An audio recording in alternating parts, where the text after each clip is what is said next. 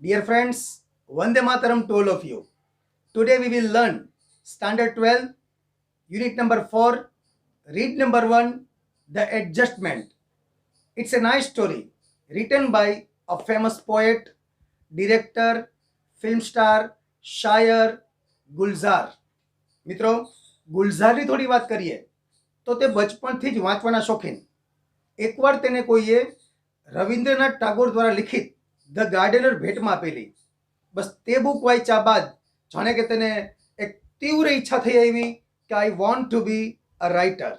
અને બસ પછી તો ખૂબ જ વાંચન અને અથાગ પરિશ્રમને લઈને આજે તે એક ઉત્તમ કક્ષાના એક લેખક બની શક્યા છે. ત્યારે જ્યારે તે પોતાની કારકિર્દીની ટોચ પર હતા ત્યારે ફિલ્મ અભિનેત્રી રાખી સાથે એને લગ્ન કરી લીધા અને આજે તેમની પુત્રી મેઘના ગુલઝાર સારી ડિરેક્ટર પણ છે. તેમના લખાયેલા ગીતો કિશોર કુમારે ગાયેલા છે, લતા મંગેશકરે ગાયેલા છે.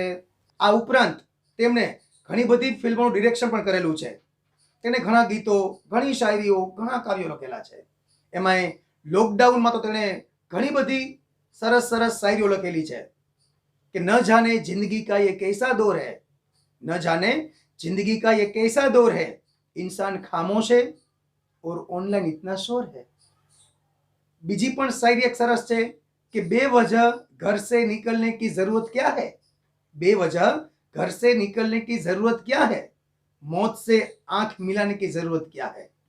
મિત્રો, આવી અદ્ભુત શાયરીઓ લખનાર ગુલઝારની આ એક સરસ સ્ટોરી છે કે જેમાં નાના અને નાનીનો અદ્ભુત પ્રેમ વર્ણવાયેલો છે. તો ચાલો શરૂ કરીએ આપણે unit number 4, read number 1, the adjustment.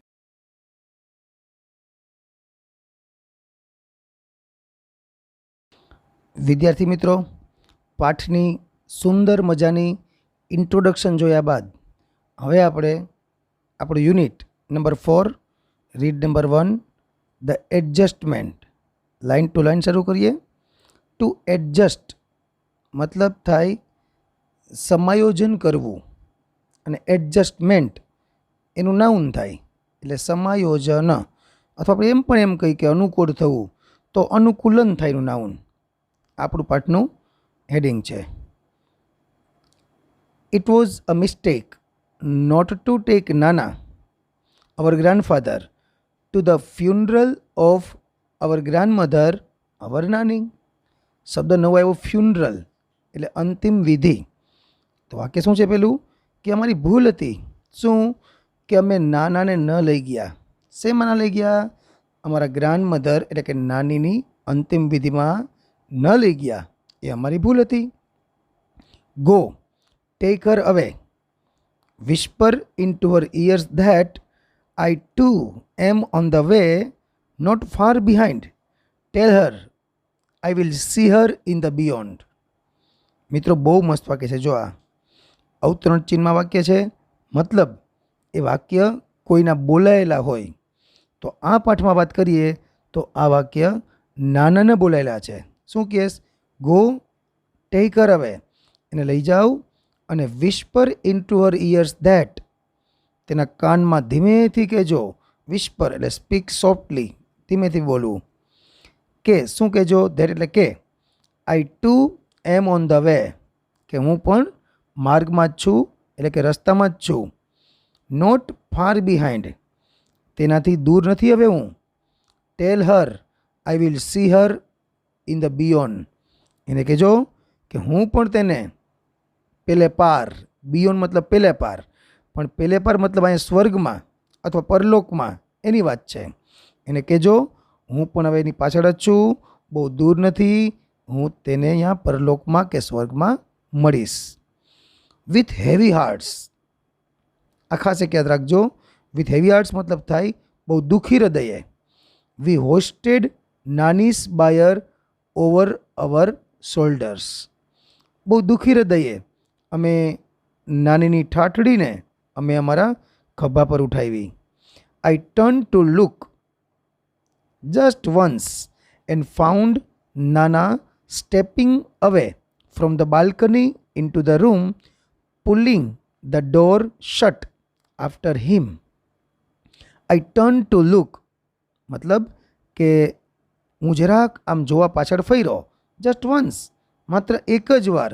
હતું કેવું કે નાના છે ને એ અંતિમ વિધિમાં આવતા નહોતા, આવવાના નહોતા. એટલે આ ભાઈએ જરાક પાછળ જોયું કે એકવાર. એન્ડ ફાઉન્ડ, મેં શું જોયું કે nana stepping away from the balcony into the room. એ બાલ્કનીમાંથી ક્યાં ગયા? રૂમમાં ગયા. કેવી રીતે ગયા? પુલિંગ ધ ડોર, બારણું ખેંચ્યું, શટ, પછી બંધ કર્યું, આફ્ટર હિમ, મતલબ કે તેની બારણું ખેંચી અને સીધા એ બંધ કરીને રૂમમાં વયા ગયા. હી હેડ લીવડ વિથ નાની ફોર ઓવર હાફ એ સેન્ચુરી. લગભગે હાફ એ સેન્ચુરી એટલે કેટલા વર્ષ થાય? આમ તો વર્ષો કહેવાય, હાફ એટલે અડધી સદી, 50 વર્ષ કહેવાય. એ 50 વર્ષ સુધી નાની સાથે રહ્યા હતા. Scene Har radiant face every day of those years. અને એટલા વર્ષો સુધી એને રોજ નાનીનો રેડિયન્ટ એટલે કે ડિલાઇટેડ એવો ખુશનુમા ચહેરો એ રોજ જોતા. સ્વાભાવિક છે, વૃદ્ધ માણસો હોય એમાંય એકબીજાના એ સાથીદાર, એકબીજાના હમદર્દ બન્યા હોય અને એમાંથી એકનું મૃત્યુ થાય તો ખરેખર એને બહુ લાગી આવે. બસ એવું જ અહીંયા નાનાને પણ લાગી આવે છે. He must have been what about 85, તો લગભગ 85 વર્ષના થયા હશે. And yet he would find something to grumble at everything nani did. તો ભલે 85 વર્ષના થયા છતાંય નાની જે પણ કંઈ કામ કરતા હોય ને તેમાં શું કરતા? એ કંઈક તો બડબડ કરતા જ. નાની કંઈ પણ કામ કરે ને તો નાનાને બડબડ કરવા જોઈએ. He would keep quibbling with her. શું કરતા? ક્વિબલિંગ એટલે કે આર્ગ્યુઇંગ, વાદ વિવાદ કરવો. એઝ ઇફ, કેવી રીતે કરતા? એઝ ઇફ એટલે જાણે કે. આપણું ફંક્શન છે આ supposition, describing supposition. As if they were two people who had just married in the first flush of love and were still discovering each other. In the first flush of love, similar આપ્યો છે લવ at first site. આખું વાક્ય ફરીથી જોઈએ આપણે.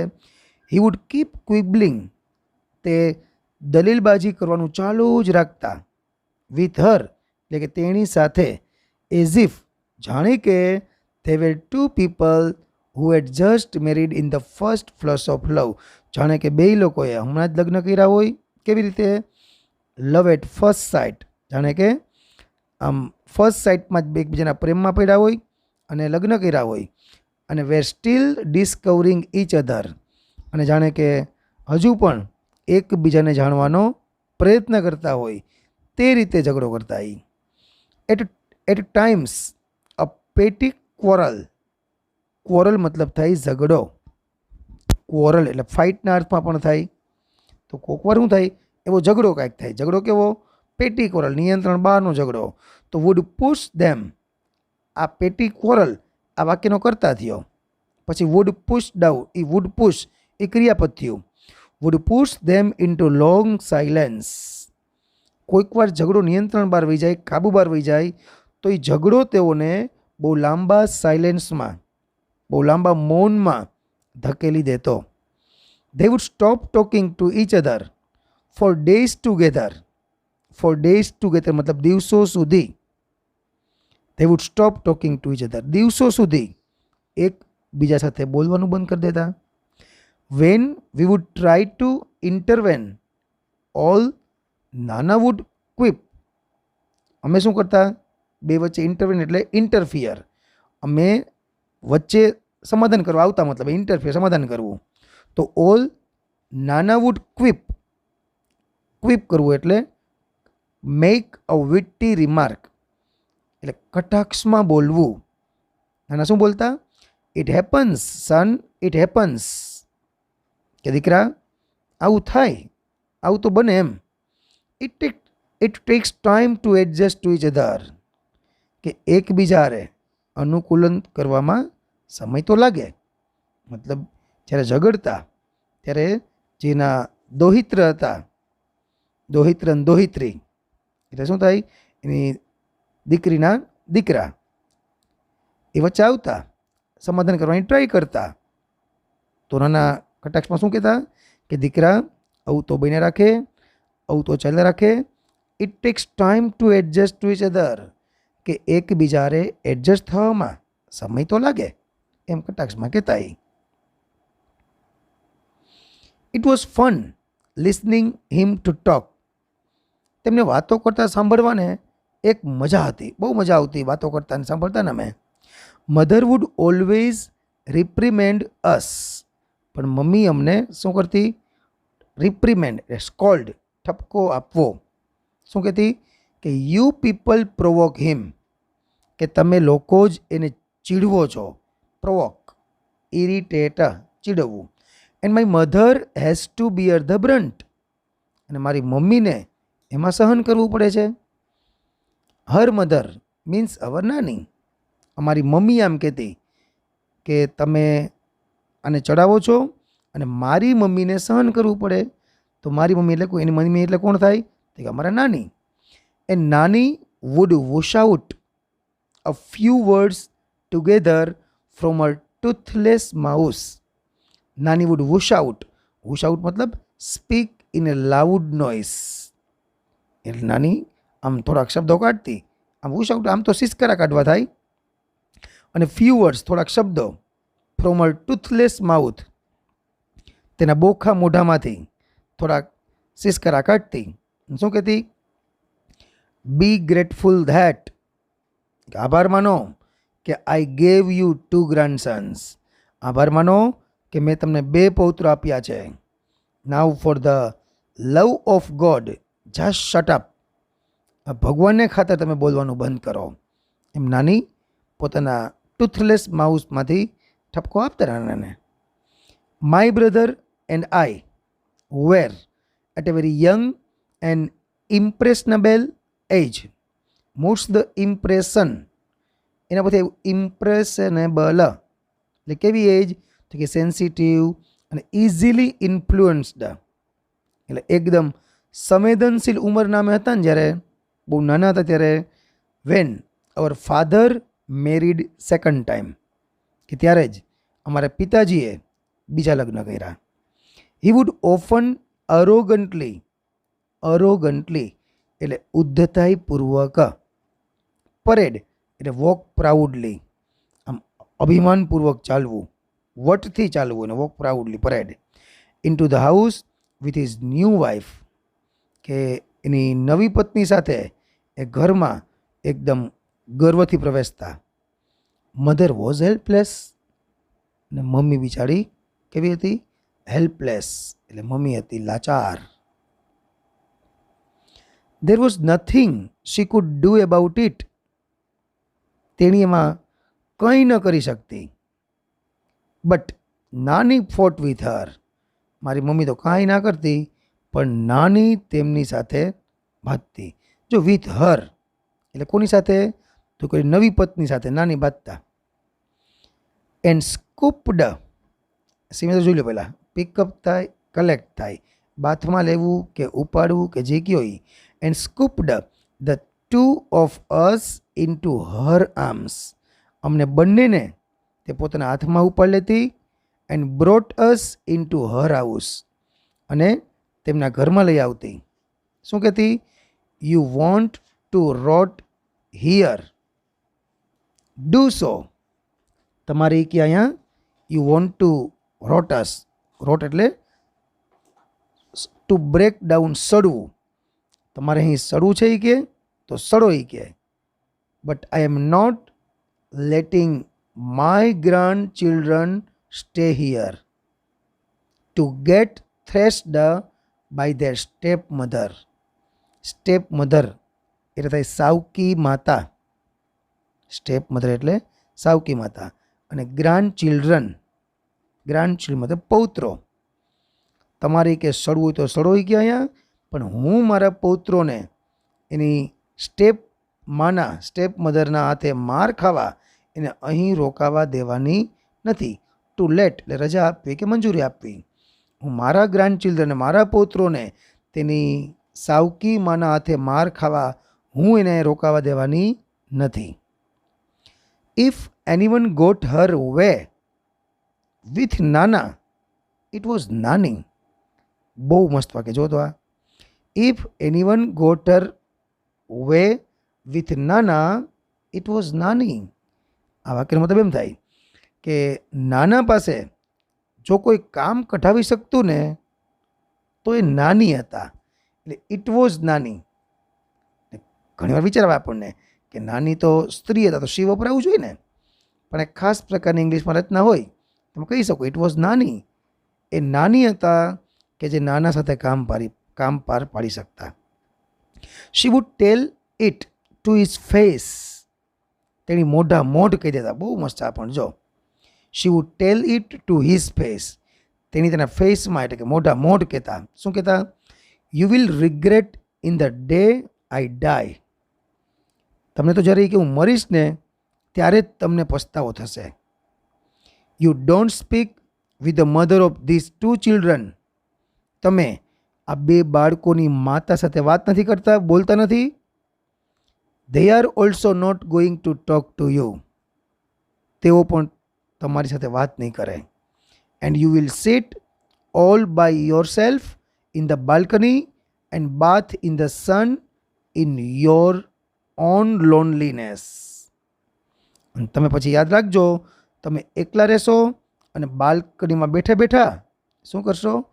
તડકો ખાજો એકલા એકલા. પછી હતું કેવું કે જે નવી વહુ આવી એ નાનાને બહુ સાચવતી. નાના શું કરતા?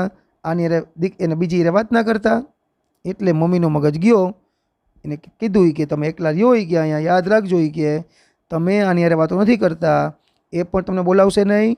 તમે એકલા રહો અને પછી તડકો ખાજો. આમ રાડો પાડતા નાની.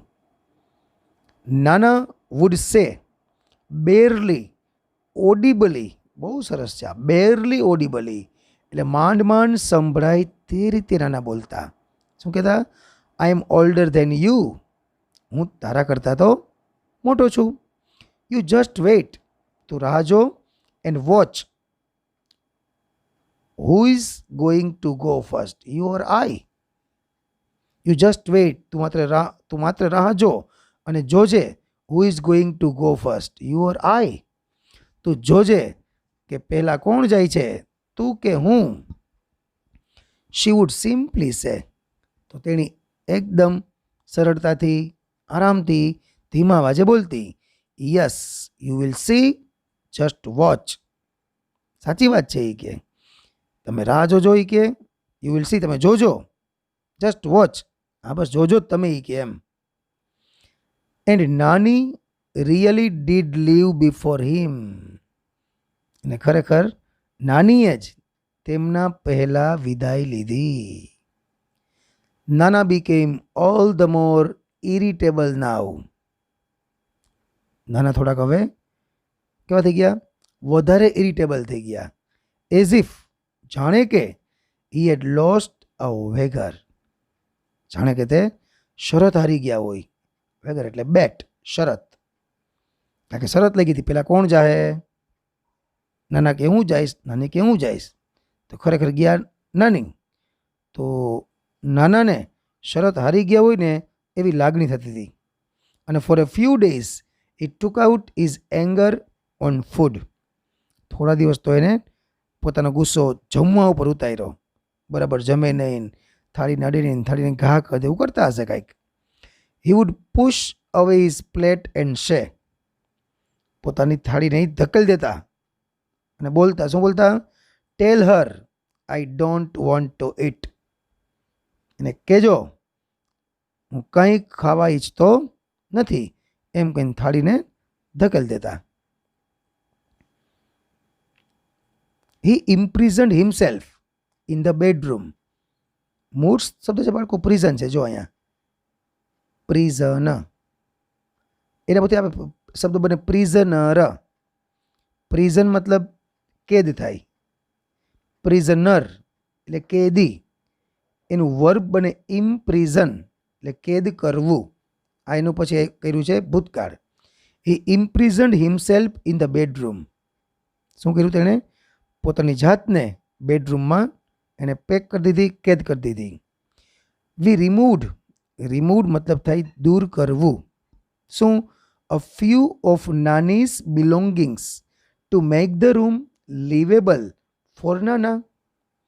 કે નાના માટે એ રૂમ થોડોક રહેવાલાયક બને ને એટલે અમે શું કર્યું કે નાનીની કેટલીક વસ્તુઓને ત્યાંથી હટાડી દીધી.